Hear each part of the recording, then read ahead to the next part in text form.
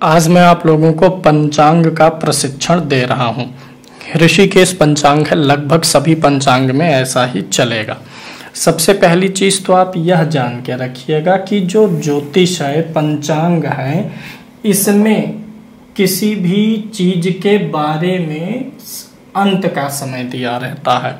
जैसे कौन सा नक्षत्र कितने बजे है ये नहीं दिया रहेगा, ये दिया रहेगा कि नक्षत्र कितने बजे तक था। तो इस चीज़ का विशेष ख्याल रखते हुए चलना है। आज मैं आप लोगों को पंचांग देखने का प्रशिक्षण दे रहा हूँ। सबसे पहली चीज़ तो आपको यह जानना है कि ज्योतिष शास्त्र में क्या है कि किसी भी चीज़ के शुरू होने का समय नहीं दिया गया रहता है, अंत होने का समय दिया गया रहता है। और जैसे आप कुंडली भी देखते हैं तो उसमें जब दशा महादशा वगैरह देखते हैं तो उसमें अंत होने का समय दिखाया गया रहता है। यहाँ पर मैं एक उदाहरण से पहले यही चीज़ समझा देता हूँ। जैसे आपको ये पहली लाइन दिख रही है, यहाँ पर 1 नंबर लिखा है, तो यहाँ पर 1 2 3 4 जो इधर किनारे पंचांग में लिखा होता है ये होती हैं तिथियाँ। 1 मतलब प्रतिपदा, 2 मतलब द्वितीया, 3 मतलब तृतीया, 4 मतलब चतुर्थी तिथि ऐसे लिखी होती है। पूरा अष्टमी, नवमी, दशमी, एकादशी, द्वादशी, त्रयोदशी, चतुर्दशी और शुक्ल पक्ष है तो पूर्णिमा और कृष्ण पक्ष है तो अमावस्या। इस प्रकार से चीज़ें लिखी रहती हैं। तो यहाँ पर देखिए 1 लिखा है तो इसका मतलब क्या हो गया, प्रतिपदा हो गई। तो इसमें जब आप देखेंगे आगे बढ़ेंगे तो प्रतिपदा तिथि, द्वितीया तिथि, तृतीया तिथि कब तक है इसका समय आपको दिया रहेगा। इधर नक्षत्र लिखे रहते हैं, उत्तरा, भाद्रपद, रेवती, अश्विनी, भरणी, कृतिका, सारे नक्षत्र लिखे रहेंगे और नक्षत्र कब से कब तक रहता है ये लिखा रहेगा। कौन सा योग है वो लिखा रहेगा और फिर इधर अंग्रेजी तारीख भी दी गई रहती है। तो अंग्रेजी तारीख तो पूरे दिन भर चलती है, रात को 12 बजे से रात के 12 बजे तक। लेकिन जो हमारी हिंदी कैलेंडर की तिथियां होती हैं उनमें ऐसा कुछ नहीं है कि सूर्योदय से होकर के सूर्यास्त तक वही तिथि चलेगी, ऐसा नियम नहीं है। दिन तो सूर्योदय से शुरू होगा और सूर्यास्त अगले सूर्योदय तक चलेगा, लेकिन तिथियों के मामले में ऐसा नहीं होता है। तो अभी मैं आपके सम्मुख ये छोटा सा पंचांग है ताकि फ्रेम में वीडियो के फिट हो जाए। अभी मैं पूरा पंचांग रखूँगा, फिर वहाँ से पूरा विस्तार से समझा के बताऊँगा कि कब तिथि खत्म हो रही है, कैसे देखना है। पहले आप इसको शॉर्ट में समझ लीजिए। जब भी आप कोई पंचांग खोलेंगे तो ऊपर आपको महीना लिखा रहेगा। जैसे यह जो पंचांग है ये 2004 का मैंने पेज लिया है, चैत्र शुक्ल पक्ष का है, यानी चैत्र महीना है, शुक्ल पक्ष का पंचांग है। नीचे में ही ये भी लिखा रहेगा कि अंग्रेजी तारीख के अनुसार कब से कब तक का है। तो यहाँ पर देखिए 21 मार्च से 5 अप्रैल के बीच का यह पंचांग है। ऊपर तो आपको मिलेगा हिंदी का महीना और पक्ष मिलेगा, नीचे तारीख भी लिखी रहेगी कि किस तारीख से किस तारीख तक का डाटा इस पेज पर है। तो ये समझ में आ गया आपको। इधर तिथियां लिखी होती हैं, ये समझ लीजिएगा। इधर जो है नक्षत्र लिखा होता है, तिथियों के बगल में वार लिखा होता है कि कौन सा दिन है, फिर योग लिखा होगा और फिर उसके बाद वो कितने बजे तक है ये लिखा होगा। यहाँ पर अंग्रेजी तारीख लिखी होगी, फिर उसी के बाद इधर जब आप देखेंगे तो चंद्रमा राशि बदलता रहता है बहुत तेज़ गति से 2.25 दिन में। तो इसलिए यहाँ पर अलग से एक कॉलम लिखा रहेगा चंद्र राशि प्रवेश, कि चंद्रमा किस राशि पे कब प्रवेश किया। जैसे यहाँ देखिए मेष राशि लिखा हुआ है, ठीक। तो यहाँ पर चंद्रमा इसी तारीख को यानी 22 तारीख को द्वितीया तिथि को सोमवार को मेष राशि पर प्रवेश कर जाएगा। और जहाँ इसके नीचे यहाँ देखिए मेष लिखा है, फिर लाइनें छोड़ दी गई हैं, यानी यहाँ प्रवेश करेगा और इस दिन यानी इन दोनों तारीखों में भी मेष पर ही रहेगा। यहाँ वृष लिखा है यानी इस दिन फिर वृषभ पे आ जाएगा और यहाँ जहाँ कुछ नहीं है खाली छोड़ा है यानी इस दिन भी वृषभ पे ही रहेगा। फिर यहाँ मिथुन पे रहेगा। जिस दिन प्रवेश करेगा चंद्रमा वो वहीं आगे लिखा रहेगा। जैसे यहाँ मेष है, चंद्रमा मेष पे प्रवेश किया है तो यहाँ लिखा है मेष राशि रात्रि 11:22 पे।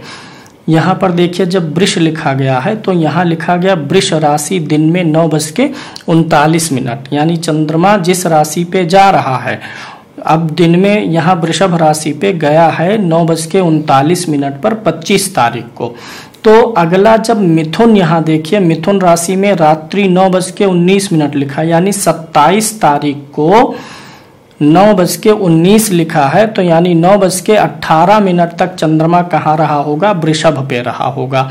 तो आपको ये तो लिखा मिलेगा कि वृषभ राशि पे चंद्रमा जो है 9:39 पे प्रवेश किया है। कब तक है वृषभ में यह नहीं लिखा रहेगा, यह आप ऐसे जान लेंगे कि जब जितने बजे अगली राशि में जा रहा है उसके पहले तक वृषभ में रहा होगा। यहाँ देखिए कर्क राशि पे चंद्रमा का प्रवेश हुआ है। कर्क राशि में कब हुआ है, 30 तारीख को कर्क राशि में चंद्रमा दिन में 8:45 तक रहा, प्रवेश किया। अब आपको ये पता करना है कि 30 तारीख को कर्क में 8:45 पे आया है, तो रहा कब तक है कर्क राशि में। यह जानने के लिए आपको सिंह राशि वाले कॉलम पे जा करके देखना होगा सिंह पे कब आया।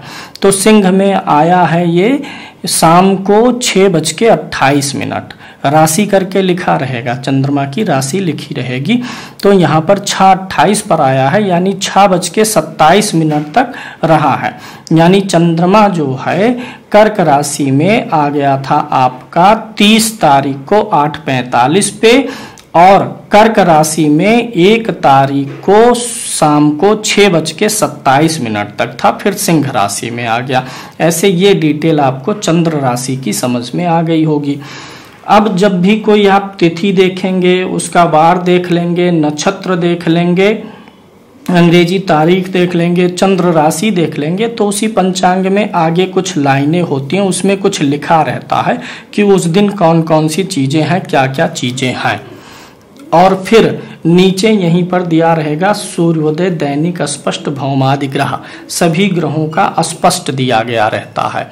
तो सूर्योदय, दैनिक, स्पष्ट, भौमादि ग्रह लिखा रहेगा, तो यहाँ पर कौन सा ग्रह जो है किस राशि पर है, कितने अंश पर है, ये दिया गया रहता है। जैसे यहाँ पहली तिथि थी, रविवार था, तो यहाँ भी पहली तिथि रविवार लिखा रहेगा। और रविवार को मंगल, यहाँ पर 1 लिखा है, 1 मतलब मेष राशि। तो जब यहाँ 1 लिखा गया है तो इसका मतलब यहाँ जो अंश और राशियां दी गई रहती हैं, ग्रह उतना भोग कर चुका होता है। शुरू में ही मैंने बताया ज्योतिष में हमेशा बीता हुआ दिया जाता है।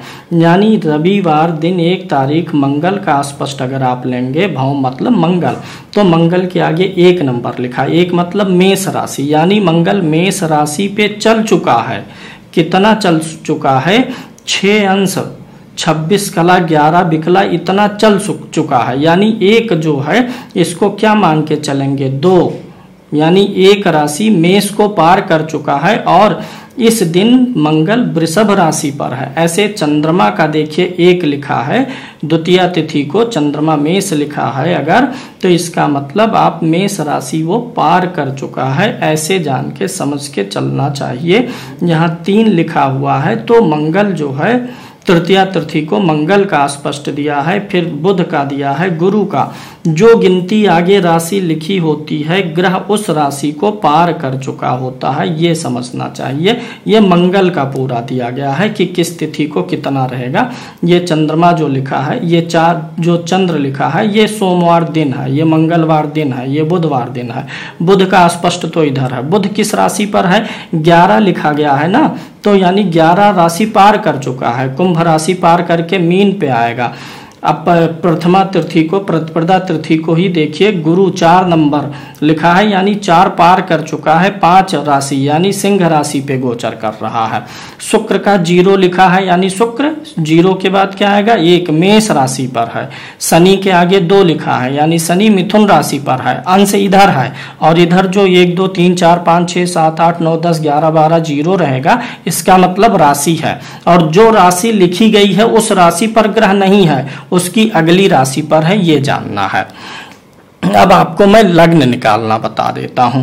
देखिए, आपको यह जानना है कि किसी का जन्म 12 बजे हुआ है दिन में, तो किस तारीख को हुआ, तिथि को पहले ये देख लीजिए। मान लीजिए किसी का जन्म द्वितीया को आपको देखना है, 22 तारीख को देखना है।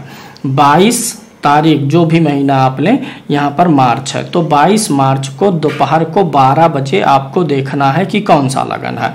तो इसके लिए आप क्या करिए, 22 तारीख के सामने आके तिथि देखिए, द्वितीया तिथि है, तो यहाँ द्वितीया तिथि में आ जाइए। ठीक है, द्वितीया तिथि में आ गए और 12 बजे देखना है आपको कि कौन सा लगन था। तो इसी में जब नीचे आएंगे तो इधर लगन लिखा हुआ है और वह लगन कब तक था ये भी लिखा गया है।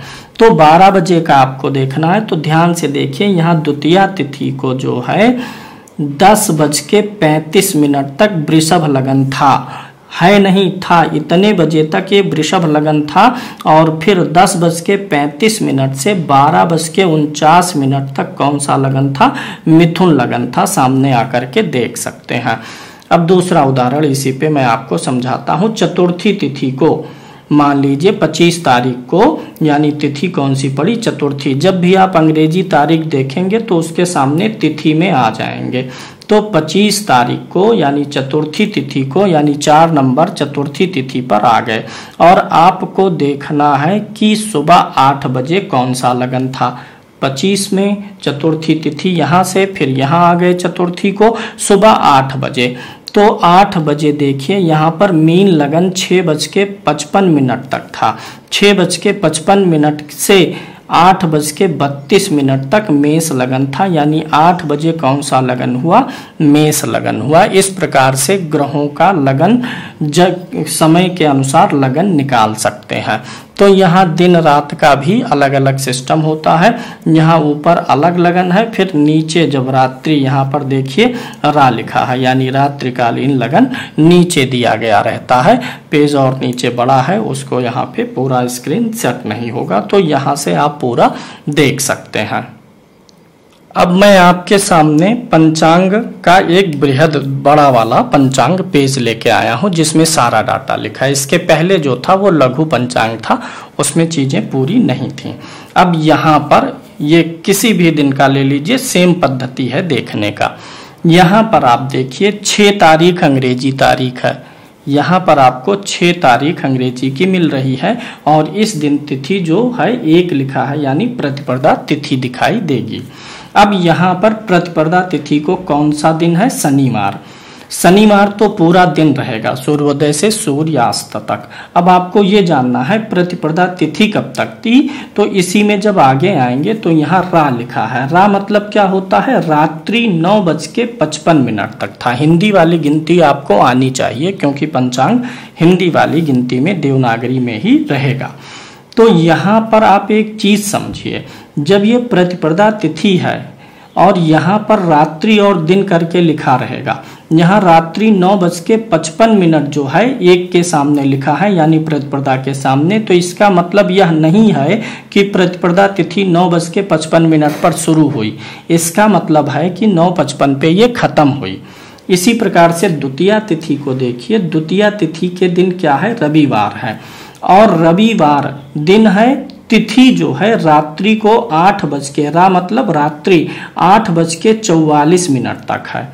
तो अब अगर आपको ये जानना है कि ये द्वितीया तिथि 8:44 तक है रात्रि में, किस तारीख को, 7 तारीख को, तो ये शुरू कब से हुई, यानी जिस दिन प्रतिपदा खत्म हुई थी, प्रतिपदा 9:55 को 6 तारीख को खत्म हुई थी, तो 6 तारीख को 9:55 पे खत्म हुई, 9:56 पे द्वितीया लग गई और 8:44 तक 7 तारीख तक रही है। इसी प्रकार से तृतीया तिथि, एक उदाहरण और मैं देता हूं, आपको जानना है तृतीया तिथि किस तारीख को, 8 तारीख को। ठीक है, 8 तारीख को तृतीया तिथि के दिन सोमवार है और रात्रि को 7:08 तक तृतीया तिथि है। कब से है, द्वितीया तिथि जब समाप्त हुई थी 8:44 से, यानी 8:45 से 7 तारीख को ही 8:45 से तृतीया प्रारंभ हुई और 8 तारीख को रात्रि 7:08 तक रहा है। फिर इधर ऐसे दी देखिए लिखा है, दी मतलब दिन होता है। तो इस प्रकार से कौन सी तिथि कब से कब तक थी आप देख सकेंगे। आ जाइए नक्षत्र पे, आपको देखना है कि 13 तारीख का पूरा विवरण लेना है। यह जो कोई भी महीना हो, महीना से मतलब नहीं है।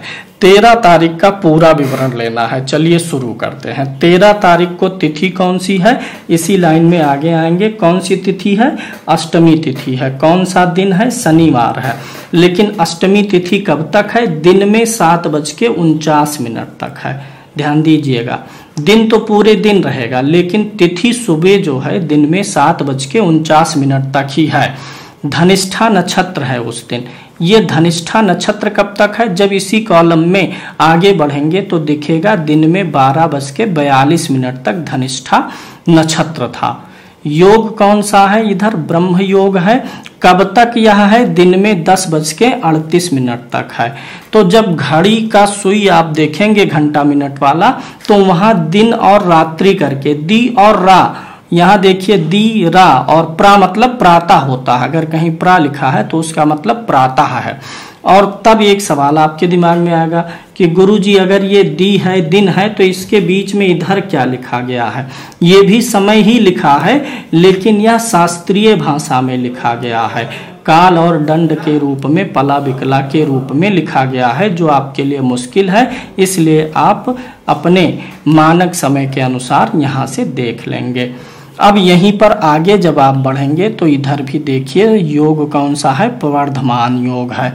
और अभी जैसे मैंने पिछले पेज पे समझाया था, यहाँ पर चंद्र राशि आदि के बारे में दिया गया है। अभी इस पेज को उधर आगे करके सिखाएंगे। पहले अभी एक उदाहरण को और लेते हैं। हम देखेंगे 16 तारीख को। 16 तारीख को क्या क्या चीजें कब तक हैं। 16 तारीख में जब आएंगे तो तिथि कौन सी है, पहले आप अपने मन में सोचिए, फिर मैं उत्तर बताता चलूंगा, आप मिलाइएगा। अब 16 तारीख को तिथि आप बताएं कौन सी है, द्वादशी।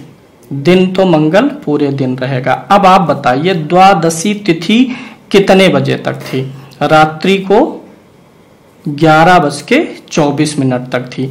अब आप फिर से एक बार सोचिए कि द्वादशी तिथि रात्रि को 12:24 तक थी 16 तारीख को, तो शुरू कब हुई थी। आप 2 सेकंड का मैं समय दे रहा हूं, सोच लीजिए, इसका जवाब दीजिए।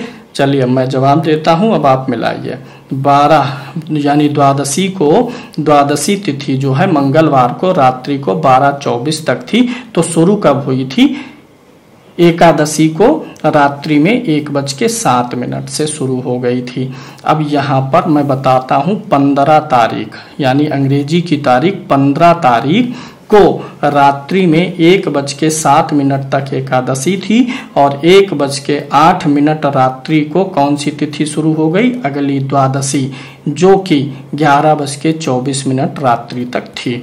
अब आप बताइए कि द्वादशी तिथि यानी 16 तारीख को उत्तरा भाद्रपद नक्षत्र था। अब आप बताइए कितने बजे तक था, सोच लीजिए, फिर मैं बताता हूँ। सोच लिए होंगे। उत्तरा भाद्रपद नक्षत्र 16 तारीख को दिन में 8:31 तक था। ठीक है। अब 16 तारीख को ये जो प्रीत योग है, आप बताएं कब तक था, सोच लिए होंगे आप। ये था रात्रि को 11:38 तक। ठीक है, यहाँ पर सिद्धि योग था। उम्मीद है ये चीज समझ में आ गई होगी। इसी प्रकार से यहाँ जैसे उस पेज पे आपने देखा था, यहाँ देखिए ग्रह स्पष्ट दिया गया है। आप इधर मंगल बुध गुरु शुक्र शनि राहु है, सूर्य का नहीं दिया गया है। सूर्य का आप जो है इसी पंचांग में सबसे नीचे लिखा रहता है, सूर्य जब राशि बदलता है, और सूर्य रोज 1 अंश की गति चलता है। अब यहाँ पर जब आप आएंगे, आपको यह जानना है कि 12 तारीख को मंगल किस राशि पर कितने अंश का था। तो 12 तारीख को पहले आप बदल लीजिए, तिथि देख लीजिए। 12 तारीख को कौन सी तिथि, सप्तमी। तो यहाँ पर सप्तमी तिथि पर आ जाना है। सप्तमी तिथि आपको यहाँ पर दिख रहा है सबसे नीचे। मैं कोई और तिथि लेता हूँ ताकि और स्पष्ट दिखे। 9वीं तिथि ले लेता हूँ। 9वीं तिथि को आपको देखना है कि मंगल किस राशि पर कितने अंश पर था। तो 9वीं तिथि को सबसे पहले 9वीं तारीख को तिथि में बदलिए। 9 तारीख है तो 9 तारीख को चतुर्थी तिथि है, तो यहाँ पर चतुर्थी तिथि यहाँ पर 4 नंबर पर आ जाइए। ये हो गया चतुर्थी। अब चतुर्थी वाले कॉलम में सभी ग्रहों का स्पष्ट मिलेगा। चतुर्थी तारीख को दिन मंगलवार, यहाँ देखिए दिन मंगलवार है, यहाँ भी दिन मंगलवार है। मंगल का स्पष्ट देखना है तो यहाँ जो पहले 2 लिखा है इसका मतलब है मंगल 2 राशि पार कर गया था। वृषभ राशि पार कर गया था, मिथुन राशि में था, 27 अंश पर था, 49 कला पर था, 11 विकला पर था। अब एक उदाहरण मैं आपसे सवाल पूछता हूँ, 8 तारीख को बुध बताइए किस राशि पर कितने अंश का था। आप सोचिए, सबसे पहले क्या करेंगे, 8 तारीख के सामने आकर के देखेंगे कौन सी तिथि थी, 3 तिथि थी, तृतीया थी, तो इस यहाँ कौन सा लेंगे, तृतीया लेंगे। दिन सोमवार, यहाँ भी दिन सोमवार, चंद्र मतलब चंद्रवार, तो यहाँ पे 3 तारीख हो गया। बुध का आपको देखना है तो बुध वाले कॉलम में आइए, बुध वाले कॉलम में 0 लिखा है, यानी 0 मतलब ये क्या है कि मेष राशि पर है, जो गिनती लिखी है उसके अगली राशि को लेना है, यानी 0 मतलब मीन होता है। तो मीन राशि पार करके 14 अंश पर, 14 अंश 2 कला 35 विकला पर था। अब एक उदाहरण मैं आपके लिए छोड़ देता हूं, आप उसको चेक करिएगा। सप्तमी, ये सप्तमी नहीं, ये 7 तारीख है, अंग्रेजी की तारीख है, तिथि तो इधर है। 7 तारीख को द्वितीया तिथि को आप बताइए शुक्र किस राशि पर था, कितने अंश कला विकला पर था। ये आप लोग स्वयं देख लिए होंगे। यहाँ पर शुक्र को देखना है, द्वितीया तिथि को शुक्र वाले कॉलम पे आएंगे, आप बताइए, फिर मैं जवाब देता हूँ। यहाँ पर देखिए 2 बार पूरा हो गया है, तो यानी मिथुन राशि पे है शुक्र, कितने अंश पर है, 5 अंश बीत चुका है, यानी 6 अंश 11 कला और 41 विकला पर था। उम्मीद है ये चीजें आपको समझ में आई होंगी। अब इसी पंचांग के शेष हाफ पार्ट पे चलते हैं और चंद्रमा के लिए, चंद्रमा किस राशि पर है, क्या है, इन सारी चीजों को मैं आपको समझाता हूँ। अब इसी पेज को जब आगे आप बढ़ाएंगे तो इधर लिखा रहेगा चंद्र राशि प्रवेश, चंद्रमा किस राशि पर कब प्रवेश किया। अब यहाँ पर देखिए वृश्चिक राशि लिखा है, कौन सी तारीख है, ये 6 तारीख है। इधर आपको दिख रहा है कि नहीं दिख रहा है, इधर 6 तारीख है और 6 तारीख को ये वाला कॉलम है, 6 तारीख, 7 8 इधर तारीखें लिखी गई हैं। तो 6 तारीख को वृश्चिक राशि पर चंद्रमा का प्रवेश हुआ है।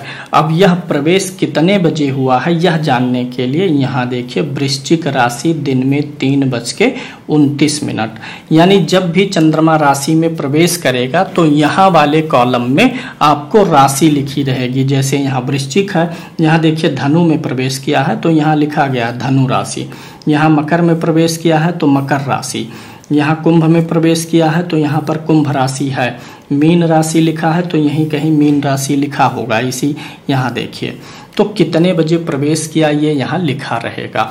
अब यहाँ पर चंद्रमा वृश्चिक राशि में दिन में 3:29 को प्रवेश किया है और रहा कब तक वृश्चिक में है, जब यहाँ धनु वाले कॉलम में आकर के देखेंगे, ये धनु वाला जो कॉलम है 8 तारीख में है, 6 तारीख को वृश्चिक राशि में 3:29 पे आया और यहाँ पर 8 तारीख को रात्रि 8:11 तक रहा था।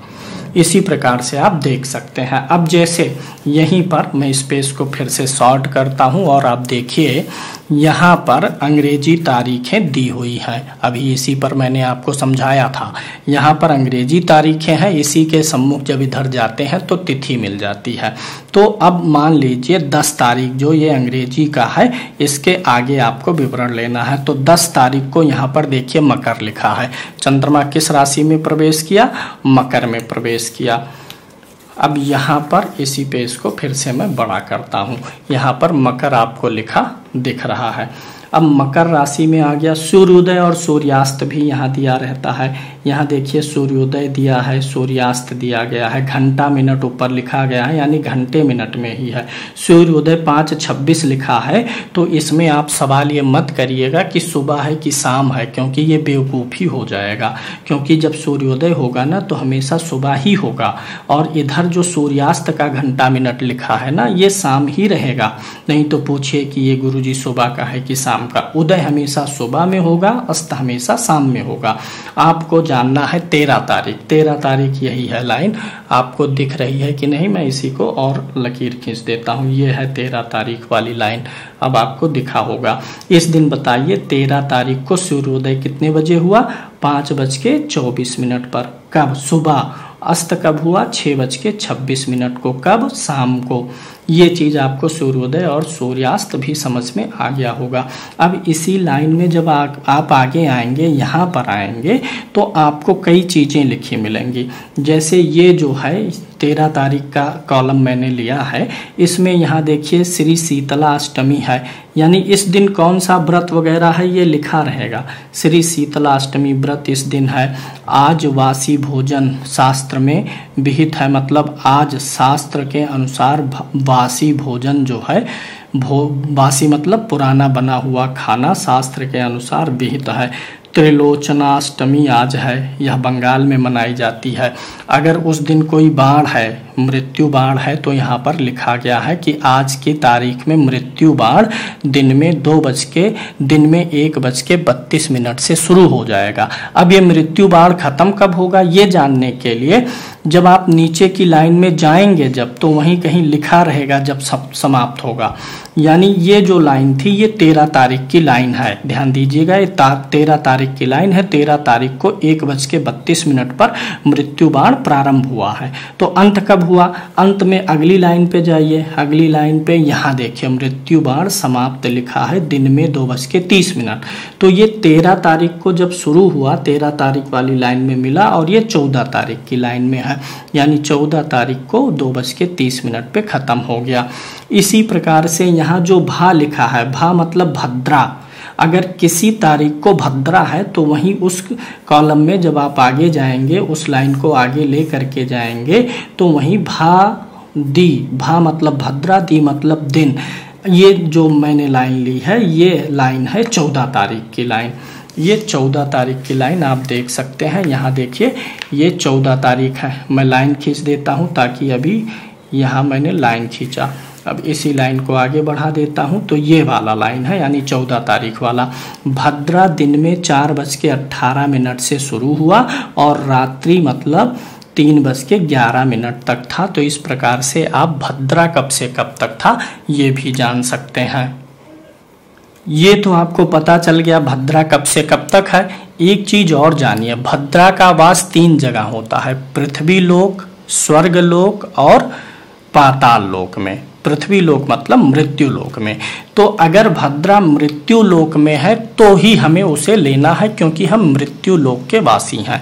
शेष अगर भद्रा स्वर्ग लोक में है या पाताल लोक में है तो वो हमें लाभ देती है। पृथ्वी लोक में भद्रा हो तो हमें अवॉइड करना है, उस समय कोई नया काम करना, ट्रैवलिंग करना, पैसे का लेन देन करना अवॉइड करना है। तो एक मैं आसान सी विधि बता देता हूँ। ऐसे यहाँ देखिए भद्रा लिखा गया है, इतना बजे से इतना बजे तक है। यहाँ लिखा गया है भद्रा इतने बजे से इतने बजे तक है। यहाँ तो लिखा ही गया है, यहाँ देखिए है, यहाँ भी है।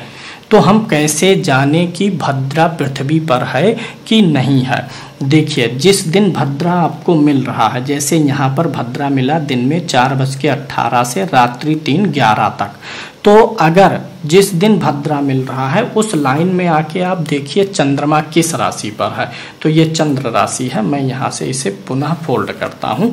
तो यहाँ पर देखेंगे यही 14 तारीख वाला है। अगर चंद्रमा मीन राशि पर होगा, मैं राशियां लिख दे रहा हूँ। चंद्रमा जिस दिन भद्रा है, अगर उस दिन चंद्रमा कर्क राशि पर, चंद्रमा सिंह राशि पर, कुंभ राशि पर और मीन राशि पर रहेगा, तब उस दिन भद्रा का वास पृथ्वी पर रहेगा। ये चीज आपको जानना चाहिए। जैसे यहाँ पर मीन राशि का चंद्रमा था, इसी कॉलम में अभी मैंने भद्रा को लिया था, इसी कॉलम में भद्रा को जब आप लेंगे, धीरे धीरे मैं बढ़ा रहा हूँ, देखते जाइए। यहाँ देखिए भद्रा है और इस दिन चंद्रमा मीन राशि पर है, तो यहाँ का भद्रा पृथ्वी पर है। लेकिन यहाँ भी देखिए भद्रा लिखा गया है। भद्रा दिन में 7:55 से रात्रि 7:08 तक है। तो क्या यह भद्रा पृथ्वी पर है कि नहीं है, इसको देखने के लिए आपको चंद्र की राशि देखनी होगी। तो इसी कॉलम में मैं बढ़ता हूँ, मैं लाइन खींच रहा हूँ, इधर बढ़ रहा हूँ, ये आप देखिए अब स्क्रीन के बाहर जाएगा, तो मैं इसे थोड़ा सा फोल्ड करता हूँ और लाइन में खींचा हूँ तो इसलिए आपको दिख भी जाएगा। इधर बढ़ाते हुए आएंगे, यहाँ पर देखिएगा, तो यहाँ पर चंद्र राशि क्या आ रही है, धनु आ रही है। तो यानी धनु राशि पर चंद्रमा है, तो यह भद्रा पृथ्वी पर नहीं हुई, यह भद्रा पृथ्वी पर नहीं है। तो जब भी कर्क पर, सिंह पर, यानी हमारे ज्योतिष में राजा और रानी की राशि कौन सी है, सूर्य चंद्रमा। याद करने का मैं तरीका बता रहा हूँ। पहले तो आप यह याद कर लीजिए, आखिरी की 2 राशि याद हो गई, कुंभ मीन, लगातार ये दोनों आखिरी राशियां होती हैं, आखिरी की 2 राशि। और उस राशि में, ऐसे ग्रह की राशि में जो सिर्फ एक राशि का स्वामी है। एक राशि के स्वामी कौन कौन से हैं, चंद्रमा और सूर्य। मंगल 2 राशि का स्वामी, बुध 2 राशि। यानी शुरू में, बीच में आपको चंद्रमा और सूर्य की राशि लेनी है। इसको याद रखने का ट्रिक यह है, दिमाग में ऐसे बसा लीजिए कि अंत वाला तो दोनों आपको याद ही हो जाएगा, क्योंकि अंत के हैं, 2 अंत के लेने हैं। अगर 2 कुंभ मीन अंत की राशियों पर चंद्रमा हो और भद्रा हो तो पृथ्वी पर है। बीच वाला याद रखने का तरीका यही है कि उस राशि को लीजिए जिसका स्वामी सूर्य या चंद्रमा है, या ऐसे ग्रह जो एक राशि के स्वामी होते हैं, ऐसे ग्रह जो एक राशि के स्वामी होते हैं उनकी राशि। चंद्रमा सिर्फ एक राशि का स्वामी होता है, सूर्य सिर्फ एक राशि का स्वामी होता है। तो ये आपको याद आ गई होगी। अगर मृत्यु लोक की भद्रा है तो शुभ कार्य हमें वर्जित करना है। अगर भद्रा कभी दिखाई दे रहा है और भद्रा वाले दिन चंद्रमा मेष राशि पर हो, वृषभ पर हो, मिथुन पर हो या वृश्चिक में हो, तो भद्रा का निवास स्वर्ग लोक में होता है। और ये भद्रा जो है हमारे लिए अच्छी मानी जाती है। और अगर जिस दिन भद्रा है उस दिन चंद्रमा कन्या, तुला, धनु या मकर राशि में होगा तो भद्रा का निवास पाताल में रहेगा। स्वर्ग एवं पाताल लोक की भद्रा की अशुभता पृथ्वी लोक पर नहीं रहती है। ये चीज आप समझ लीजिएगा। ऐसे अगर कोई मृत्यु बाण वगैरह है वो भी आ जाएगा। कभी कभी आपको पंचांग में मिलेगा यावत शब्द। यावत मतलब सिर्फ या लिखा रहेगा, या। अब यहाँ पर देखते हैं कहीं दिया यावत मतलब होता है पहले, ठीक है। यहाँ पर देखिए पंचक आरंभ किस तारीख को है, 12 तारीख को। यहाँ 12 तारीख दिया गया है, 12 तारीख को पंचक लग रहा है। तो पंचक आरंभ रात्रि को 1:32 पर। कुछ लोग पूछते हैं ना कि कब तक है, पंचक कब से लगेगा, कब तक है। तो पंचक मतलब 5 दिन चलता है। तो यहाँ पे रात्रि को इस तारीख को पंचक लग गया। जैसे किसी की मृत्यु हुई, देखना चाह रहे हैं पंचक में मरे हैं कि नहीं, तो तुरंत पंचांग खोलेंगे और उस दिन देख लेंगे पंचक कब आरंभ हुआ है। पंचक आरंभ रात्रि को 1:32 तक हुआ है। फिर आगे जब पंचक खत्म हुआ रहेगा तो उस दिन मेंशन रहेगा, आगे कहीं जा कर के देख लेंगे। अब एक दूसरी चीज देखिए, जब भी आप पंचांग देखेंगे और लाइन में, उस लाइन में अगर कोई चीज लिखने से छूट गई है यानी जगह नहीं बची है, तो उसी के आगे एक स्पेशल निशान बना दिया जाएगा। जैसे इसी लाइन में देखिए, अचला एकादशी व्रत सबका, जल क्रीड़ा एकादशी इस दिन है, भद्रकाली एकादशी है, पंजाब में मनाई जाती है। और यहाँ पर एक निशान बना हुआ है। इस निशान का मतलब समझते हैं क्या है कि ये निशान जहाँ दूसरी जगह मिलेगा तब ये बात वहाँ पूरी हुई है। ये निशान यहाँ है और यही निशान यहाँ पर है, ये देखिए। यानी यहाँ पर ये बात पूरी नहीं हो पाई थी, इस लाइन वाली बात आकर के यहाँ पर पूरी की गई है।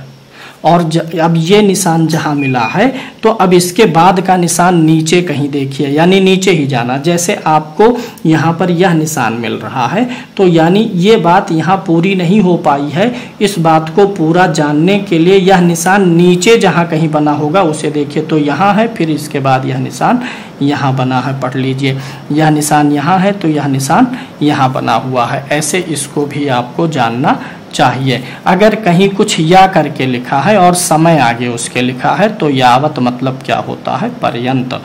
या मतलब हो गया कि इस समय तक। कहीं पर यहाँ पर इस प्रकार से लिखा हुआ नहीं दिख रहा है इस पेज पे, नहीं तो मैं उसे भी यहाँ पर समझा देता आपको। उम्मीद है यह चीज़ आपको समझ में आ गई होगी। अब एक बार पुनः मैं आपको पंचांग में बने हुए कुछ चक्र को दिखा देता हूँ।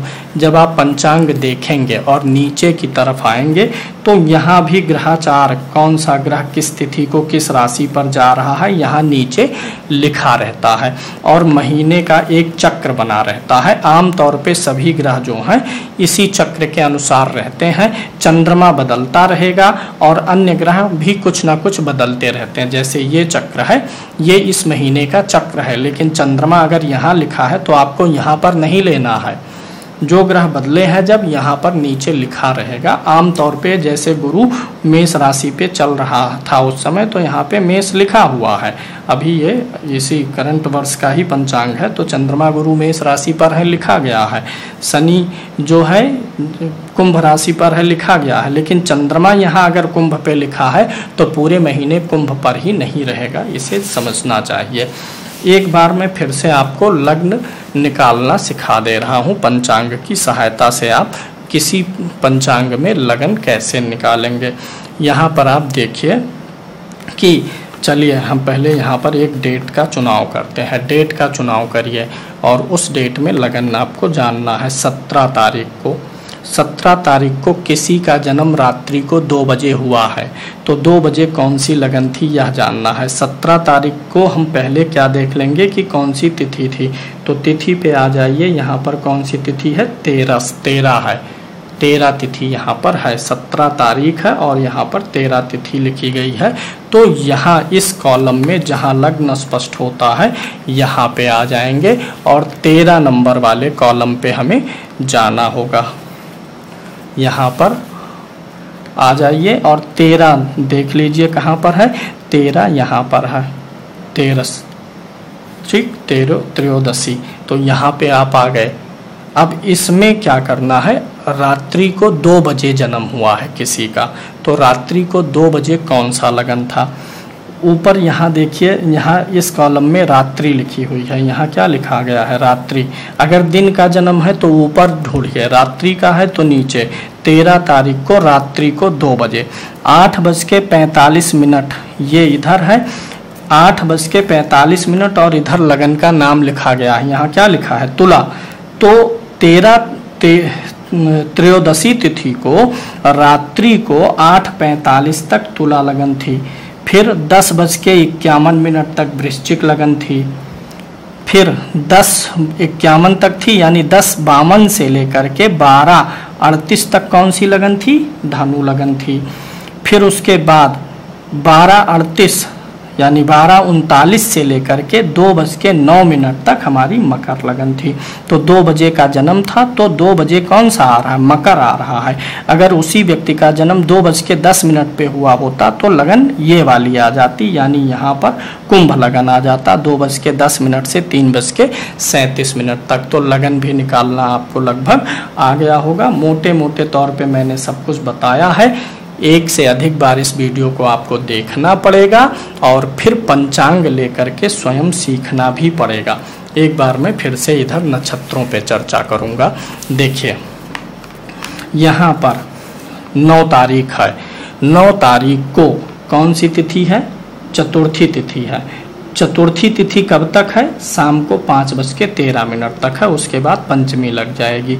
मूल नक्षत्र कब तक है, रात्रि को 7 बजे तक है। सिद्ध योग कब तक है, रात्रि को 10:36 तक है। शेष ये तिथियों का प्रकार होता है, नंदा, भद्रा, जया, रिक्ता, पूर्णा, जिसको मैंने आपको वीडियो लेसन में ढंग से समझाया है कि कैसे आपको तिथियों को याद रखना। जैसे ये चतुर्थी तिथि है, 4 नंबर की तिथि, शाम को 5:13 तक है। तो ये चतुर्थी तिथि किस में आती है, नाभाजारी पू, 4 नंबर 1, यानी ये प्रतिपदा तिथि, द्वितीया, तृतीया, चतुर्थी। चतुर्थी इसी पर आया और यहाँ पर क्या है, चतुर्थी है, चौथ है, तो 4 नंबर किस पे आता है, एक नंबर क्या हो गया नंदा, 2 भद्रा, 3 जया, और ये चतुर्थी क्या हुई रिक्ता तिथि में आ रही। रिक्ता मतलब खाली खाली, तो कोई शुभ काम कर रहे हैं तो रिक्ता तिथि नहीं चाहिए। तो 5:13 तक है। अगर हम 5:13 के बाद काम करेंगे तो हमें कौन सी तिथि मिल जाएगी पूर्णा। पूर्णा मतलब सब कुछ पूरा करने वाला। तो ये सब चीज़ें भी देख लेनी चाहिए। उम्मीद है चीज़ें आपको समझ में आ गई होंगी। धन्यवाद।